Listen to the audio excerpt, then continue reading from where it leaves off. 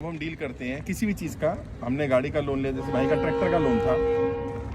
अब बैंक से कोई व्यक्ति आया, उसने आपको आकर के कहा दीजिए मैं रिकवरी एजेंट हूँ। अच्छा, आपको कैसे पता रिकवरी एजेंट है? किसी के शक्ल पे थोड़ी लिखा है, गुंडा मवाली भी तो हो सकता है। तो आपको क्या करना है, जब भी कोई व्यक्ति रिकवरी एजेंट बोले अपने आप को, या ये बोले कि मैं रिकवरी के लिए बैंक से आया हूँ, सबसे पहले उसका आई कार्ड मांगो।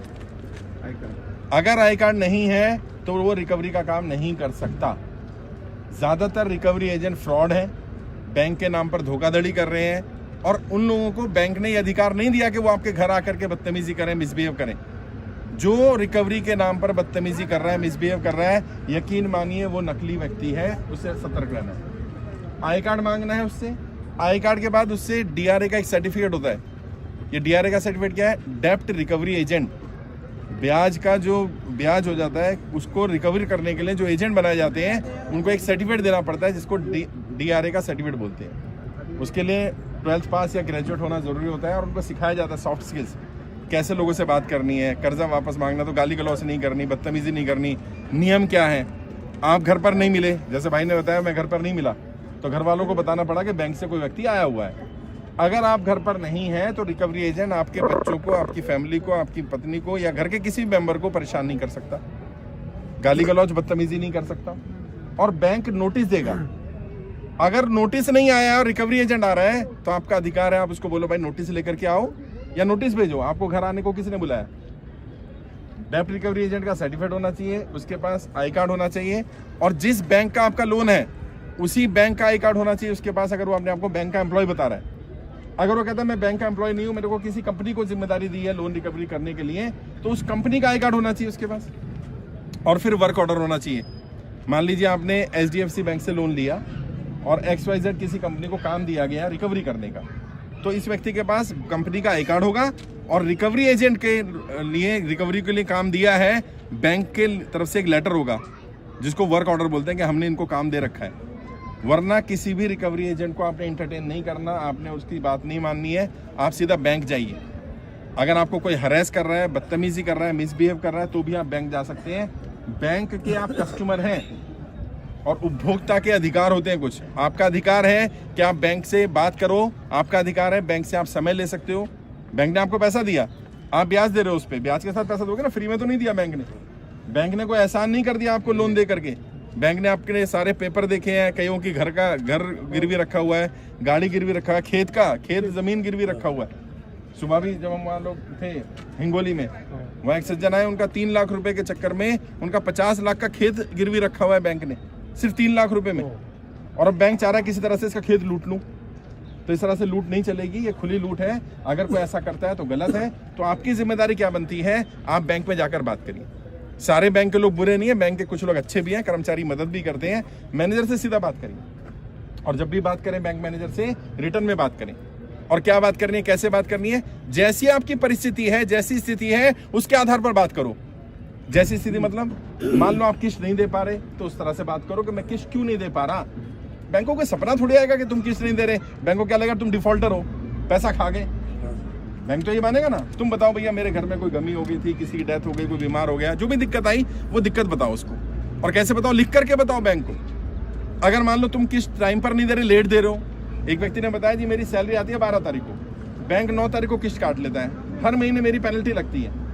आप बैंक में जाकर के रिक्वेस्ट कर लो कि भाई मेरी किस्त की डेट 15 तारीख कर दो।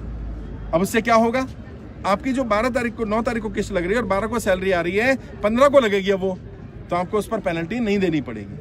आप अपनी स्थिति तो बताओ। जो लोग व्यापार कर रहे हैं, खेती कर रहे हैं, या कोई दिक्कत आ गई खेती में, मान लो फसल नहीं हुई, उतनी नुकसान हो गया, व्यापार डूब गया। बहुत सारे लोगों ने बताया जब लॉकडाउन लगा, लॉकडाउन के बाद से उनकी दिक्कत आनी ज़्यादा शुरू हुई है। बहुत सारे लोगों के व्यापार बंद हो गए, बहुत सारे लोगों के काम धंधे पूरी तरह तबाह हो गए। अगर आपके साथ कोई दिक्कत आ रही है तो बैंक को सपना नहीं आएगा भैया, आपको बैंक में जाना पड़ेगा और लिख करके रिटर्न में देना पड़ेगा। अपनी सारी व्यथा बताओ बैंक को कि आपके साथ क्या दिक्कत आई।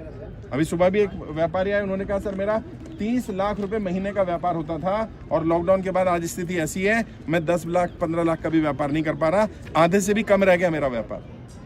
कहते हैं मेरी किस्त जाती थी, बैंक ने CC लिमिट दे रखी थी, अब मैं वो लिमिट पूरी यूज कर चुका हूँ और मैं बैंक को पैसे नहीं भर पा रहा, और बैंक मुझे डिफॉल्टर मान रहा है।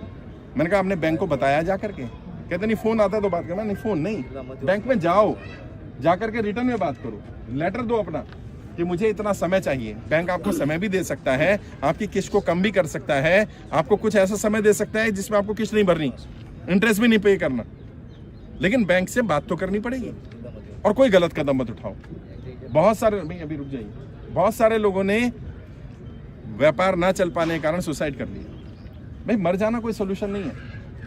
मानो तुम चले जाओगे तो क्या बैंक पैसा छोड़ देगा? वो पैसा तुम्हारे परिवार से भुगतान करेगा, कहीं ना कहीं से वो रिकवर करेगा, उन्हें परेशान करेगा, बच्चों को परेशान करे, परिवारों को परेशान करे, तो वो तो और भी नुकसानदायक बात है। तो बेहतर क्या रहेगा? बेहतर ये रहेगा कि आप अपनी तरफ से कोशिश करो कि आप बैंक से बात करो, कम्युनिकेट करो, गलत कदम मत उठाओ।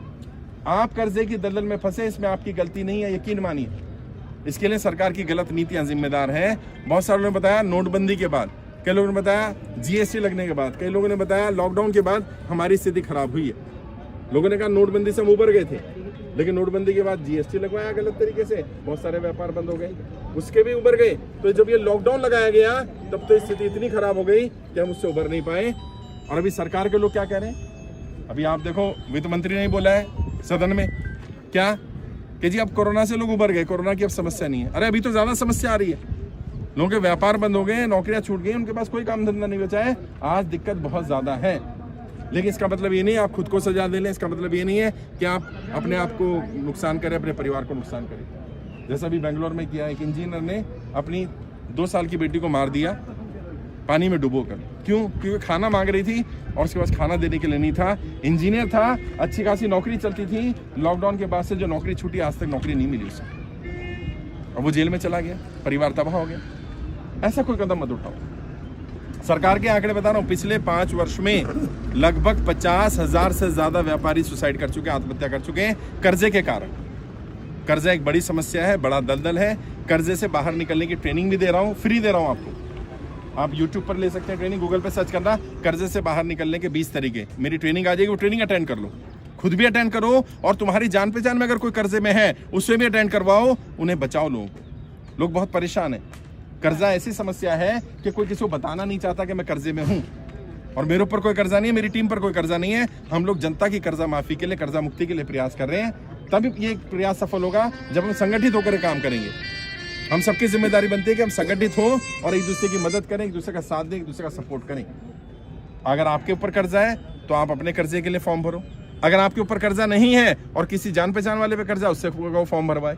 और ऑनलाइन फॉर्म भरना है, फ्री भरना है, कोई चार्ज नहीं है। कर्जा मुक्ति अभियान पूरी तरह से निःशुल्क है, किसी व्यक्ति को 1 रुपया भी नहीं लिया जाएगा इस अभियान में। आज अगर लेटेस्ट बात करूं तो 2 लाख से ज्यादा लोग कर्जा मुक्ति अभियान में जुड़ चुके हैं। देश के अलग अलग जिलों में जाकर के, अलग अलग लोकसभा जाकर के मैं लोगों से मिल रहा हूं। सुबह मैं हिंगोली में था, अभी यहाँ पर हूँ, इसके बाद बीड़ जा रहे हैं हम लोग। उससे पहले हम औरंगाबाद थे, औरंगाबाद में लोगों से मुलाकात की, जालना में लोगों से मुलाकात की है। उससे पहले मैं महाराष्ट्र आया था तो मैं नागपुर गया था, नागपुर में मैंने लोगों से मुलाकात की थी, रामटेक गया था, अमरावती गया था, मुंबई होकर के आया, नासिक हो गया, पुणे होकर के आया, ठाणे होकर के आया, पूरे महाराष्ट्र में अलग अलग जगह जा रहा हूँ। उससे पहले वेस्ट बंगाल होकर के आया, मैं वेस्ट बंगाल से पहले गुजरात में था, मैं गुजरात में लोगों को गाइड कर रहा था। मैं हरियाणा होकर के आया हूँ, पंजाब होकर के आया हूँ, उत्तर प्रदेश होकर के आया हूँ, अभी यहाँ से मध्य प्रदेश जा रहा हूँ, 13 तारीख को मध्य प्रदेश जाऊँगा। पूरे देश में लोगों को जागरूक कर रहे हैं। संगठित होकर के अगर हम काम करेंगे तो लोगों का कर्जा माफ हो सकता है। जब बड़े बड़े उद्योगपतियों का कर्जा माफ हो सकता है, उनको राहत दी जा सकती है, तो आम इंसान का क्यों नहीं हो सकता? आपको पता है 10 लाख करोड़ से ज्यादा का लोन बड़े बड़े उद्योगपतियों का राइट ऑफ किया गया है, 10 लाख करोड़। और 10 लाख करोड़ कितना होता है? अगर 1 करोड़ लोगों का 10-10 लाख रुपए माफ किया जाए तब जाकर के बनेगा 10 लाख करोड़। कितने 100 परिवारों का माफ कर दिया, तो हमसे क्या दुश्मनी यार, हमारे भी माफ कर दो।